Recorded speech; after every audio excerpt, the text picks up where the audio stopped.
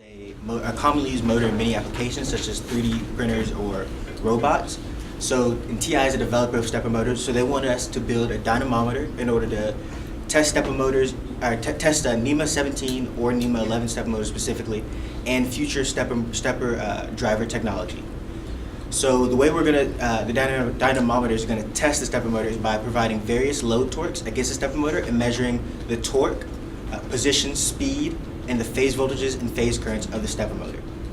So the main testing is going to be the load torque, so that's the most important. So for the load torque, we chose to use a brushless DC motor to apply the customizable load torque. In order to do this, we need a PID control for the speed and the current of the brushless DC motor in order to keep a consistent current and be able to control the current. For the amount of torque we want for the brushless DC motor is at least a max of 1.2 Newton meters, because this is the max that the stepper motors that we're going to test is going to output. And so we want to test the stepper motors in basically three ways. We want the stepper motor to go against the load torque and to overpower the load torque, so the load torque acts like a brake against the stepper motor. We want the load torque to be able to stall the stepper motor, and we want the load torque to be able to overcome the stepper motor in order. So therefore, it's like the stepper motor is acting like the brake. And so that's how we're going to basically test the whole setup. And so for measurements, we're going to measure the position and speed. This can be done using our rotary encoder, which with at least a precision of 64,000 counts per turn. We want this precision to be able to determine how smoothly the stepper motor rotates.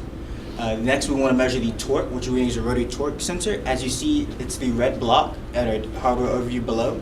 The rotary torque sensor is going to be connecting the two motors going against each other via shaft couplings that you see there in gold. The next thing we're going to measure is the phase voltages and phase currents. The thing about stepper motors is that the stepper motors that we're testing have two phases, 90 degrees out of phase, but they have the same amplitude, so we only need to measure one phase. So, for example, to do this, we're going to use a C2000, a data acquisition board, in order to measure the current. And what we want to see is, as you see the graph at the top right, is the phase current of a stepper motor without a load on it. As you see, there are consistent steps in order to form the sinusoidal wave. And so what we want to do is we want to apply the torque against the stepper motor to see how that affects that current or sinusoidal wave. If it looks skewed or it's not as consistently incremental, then we know that the stepper motor isn't working properly and it's not regulating its current properly.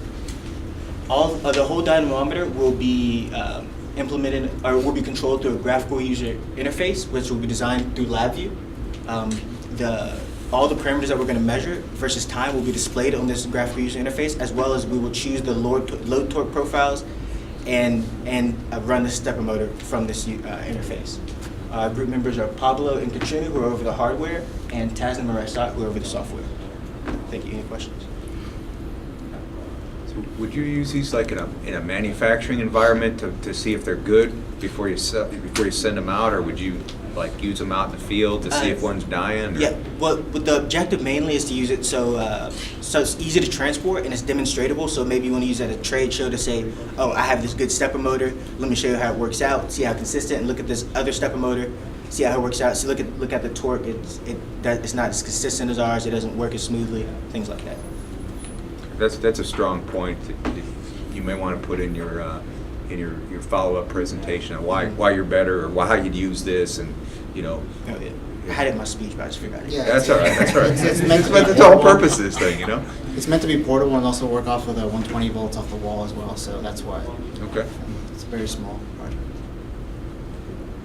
Any other questions? I guess one other question. It's a stepper motor. It'll take something from drive something from one position to another. How many times does it typically have to rotate? Because does it spin 10 times or 20 times or?